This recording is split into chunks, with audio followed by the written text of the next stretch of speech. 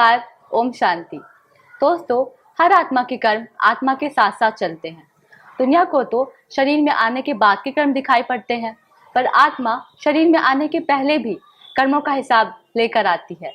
जब बच्चा जन्म लेता है तो जन्मपत्री बन जाती है, तो वो जन्मपत्री किस आधार पे है? जो कर्म वो आत्मा पहले करके आई है। दोस्तों, हम सभी ने कई जन्म लिए और कई कर्म बंधन भी बनाए।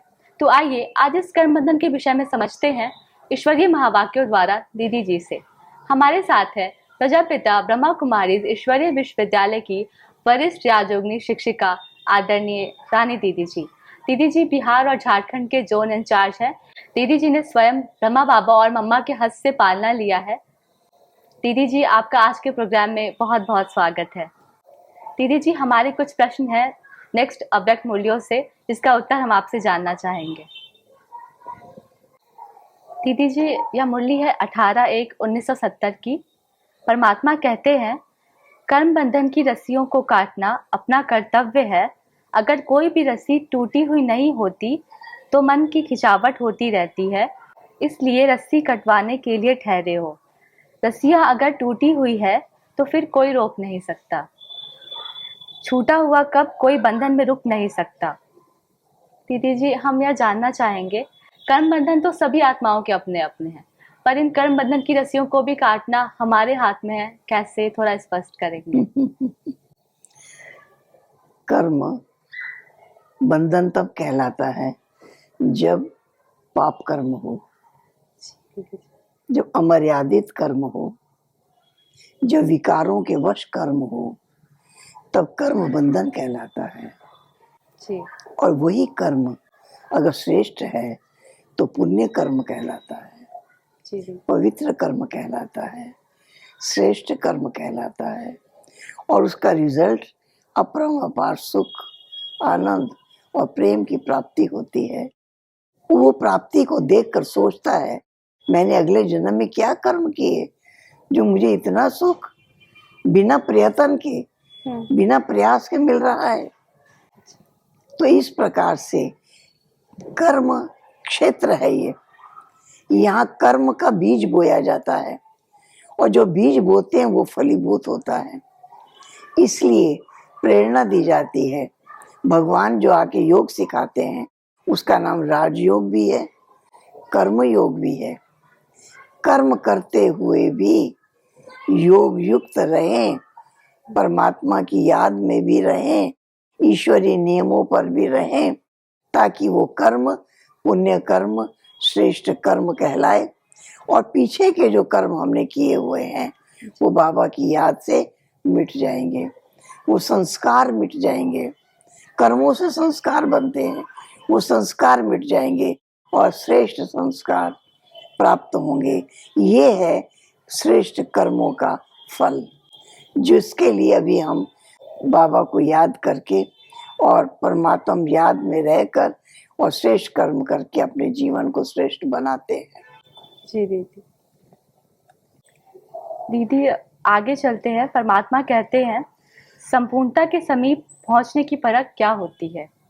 संपूर्णता की परख यही है कि वह सभी बातों को सभी रीति से, सभी रूपों से परख सकते हैं। दीदी, हम चाहेंगे संपूर्णता के मापदंड को आप थोड़ा स्पष्ट करें।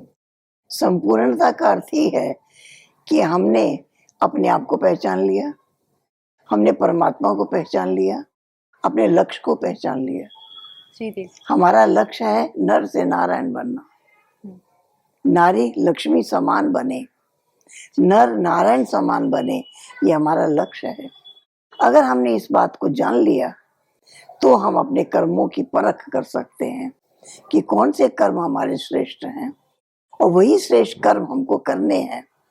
तो इस प्रकार से हम अपने कर्मों को श्रेष्ठता को जानकर और बाबा परमात्मा की याद में रहकर और हमारे कर्म श्रेष्ठ होंगे, जिसके द्वारा हमें भी सुख का अनुभव होगा और हमारे आसपास रहने वाले भी सुख का अनुभव करेंगे, शांति का अनुभव करेंगे, शक्ति का अनुभव करेंगे। ये है पुण्य कर्म। ये पुण्य कर्म जब तैयार हो जाएंगे तो पिछले पाप कर्मों का जो बोझा है वो नष्ट हो जाएगा, वो खत्म हो जाएगा।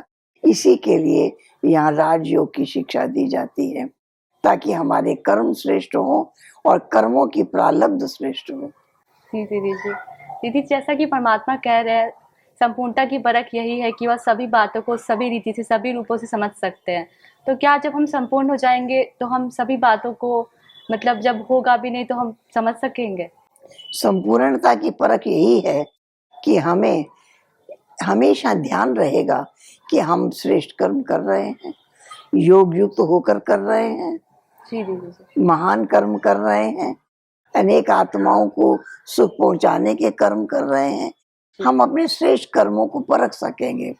और अगर कोई गलत विचार मन में आ गया, बदले की भावना मन में आ गई, तो परख लेंगे कि ये गलत है, ये अशुभ है, जी जी दीदी। ये कर्म मुझे नहीं करना है, मुझे गलत किसी ने व्यवहार किया है, वो भी कोई मेरे पिछले कर्म का फल है, मुझे उसको रहम के दृष्टि से देखना है, मुझे उसको भी शुभ भावना और शुभकामना द्वारा और उसको श्रेष्ठ बनाने का प्रयास करना है। जी दीदी जी। दीदी जी, आगे परमात्मा कहते हैं, व्यक्त भाव से अव्यक्त भाव में कहाँ तक आगे बढ़े या चेकिंग करनी है। अगर अव्यक्त भाव बढ़ी है तो अपने चरण में भी अलौकिक होंगे। अव्यक्त स्थिति का प्रैक्टिकल परख है अलौकिक चलन। दीदी जी, या अलौकिक चलन किसे कहेंगे? अव्यक्त स्थिति, जी अव्यक्त स्थिति का मतलब ही है, व्यक्त ये शरीर है जी, और आत्मा अव्यक्त है। जी दीदी जी। हर कर्म आत्मा कर रही है, बिल्कुल। लेकिन आत्मा तो दिखाई नहीं देती, कर्म दिखाई देता है। बिल्कुल। तो आत्मा अपने को अनुभव करना, ये है अव्यक्त स्थिति। जी अगर अव्यक्त स्थिति होगी तो हमारे कर्म श्रेष्ठ होंगे।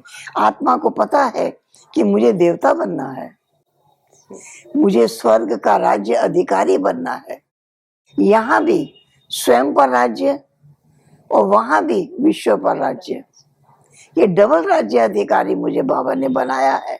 ये परख आ जाएगी, ये पहचान आ जाएगी, तब वो व्यक्ति कर्म करने में मूंझेगा नहीं, करूं या ना करूं, सोचना नहीं पड़ेगा।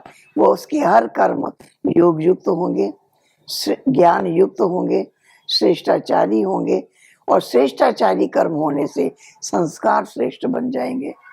और जिसके संस्कार श्रेष्ठ बन गए, उसे सोचना नहीं पड़ेगा, उसके कर्म ऑटोमेटिक श्रेष्ठ होते जाएंगे। दीदी जी, जैसे कि परमात्मा कह रहे हैं अलौकिक चलन का आधार है अव्यक्त स्थिति, तो हम क्या प्रैक्टिस करें जिससे हम लंबे समय तक अव्यक्त स्थिति का अनुभव कर सके? बिकॉज जब हम योग में बैठते हैं, अपने आप को आत्मा समझते हैं, तो उतने देर तो हम इजीली अव्यक्त स्थिति का प्रैक्टिस कर पाते हैं। पर जब हम अपने डे टू डे लाइफ में बिजी हो जाते हैं तो हमारे लिए अव्यक्त स्थिति का प्रैक्टिस करना थोड़ा सा डिफिकल्ट हो जाता है। लेकिन मन की आदत है सोचते रहना, जी तो हमने मन को काम दे दिया है कि अपने गुणों को याद रखे। मैं आत्मा हूँ, मैं शांत स्वरूप हूँ, मैं आनंद स्वरूप हूँ, मैं सुख स्वरूप हूँ, मैं शक्ति स्वरूप हूँ, मैं परमात्मा की संतान हूँ। हम कर्म करते भी याद रखेंगे तो लगेगा कि वही कर्म योग है। जी वही कर्म योग होने के कारण तो श्रेष्ठाचारी कर्म होते रहेंगे। उसके लिए फिर हमको डिस्टर्ब नहीं होना पड़ेगा कि क्या करें या ना करें, वो नहीं होगा। हमारी अव्यक्त स्थिति, आत्म अभिमानी स्थिति, परमात्म प्रेम की स्थिति हमारे कर्मों को श्रेष्ठ बना देगी। जी दीदी। और दीदी, ऐसा भी कई आत्माओं का अनुभव रहा है, जब हम आंतरिक पुरुषार्थ करते हैं तो हमारी कर्मना की स्पीड काफ़ी स्लो हो जाती है। तो हम क्या करें जिससे हमारी कर्मना की स्पीड भी बैलेंस रहे और आंतरिक पुरुषार्थ भी चलता रहे? नहीं, वो आंतरिक पुरुषार्थ सहज है। कर्म में आत्मा कर रही हूँ, जी परमात्मा की याद में कर रही हूँ, तो कर्म की स्पीड तेज हो जाएगी, स्लो नहीं रहेगी, डबल पावर काम करेगी। जी दीदी। जो काम करूं ना करूं, ऐसे करूं कि ऐसे करूं, वो डिस्टरबेंस खत्म, क्लियर है मुझे क्या करना है। जी और दीदी। परमात्मा की याद है तो लगेगा कि बाबा मेरे साथ है, मैं अकेला नहीं हूं। तो जब बाबा मेरे साथ है तो कर्म श्रेष्ठ होगा और जल्दी होगा, जल्दी संपन्न होगा, और लगेगा जैसे कि बहुत सरल, बहुत सहज। अनुभव होगा। दीदी, आगे परमात्मा कहते हैं, विचित्र के साथ चित्र को याद करने से खुद भी चरित्रवान बन जाएंगे। अगर सिर्फ चित्र और चरित्र को याद करेंगे तो चरित्र की ही याद रहेगी, इसलिए चित्र और चरित्र के साथ विचित्र भी याद आए। दीदी जी, हम चाहेंगे इस महावाक्य को आप थोड़ा स्पष्ट करें। विचित्र का मतलब ही आत्मा अनुभूति। जी चित्र ये शरीर, चित्र की याद, जी देह की, देहधारियों की याद, जी और विचित्र माना अपने को आत्मा समझना।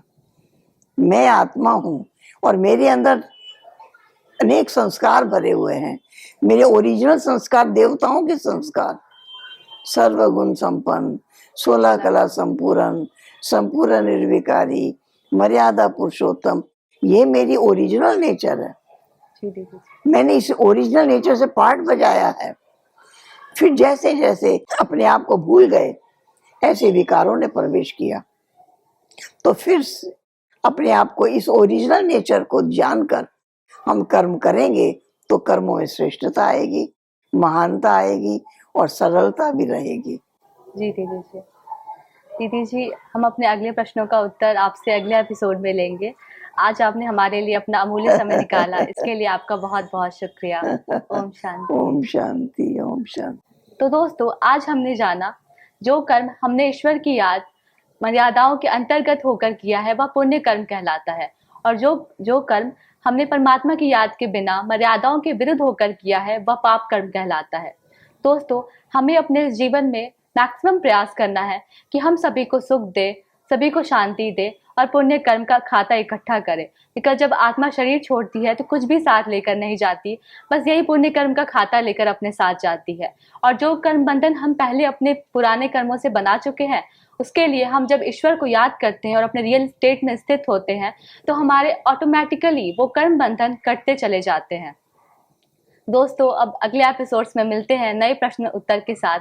आज के लिए आपका बहुत बहुत शुक्रिया। ओम शांति।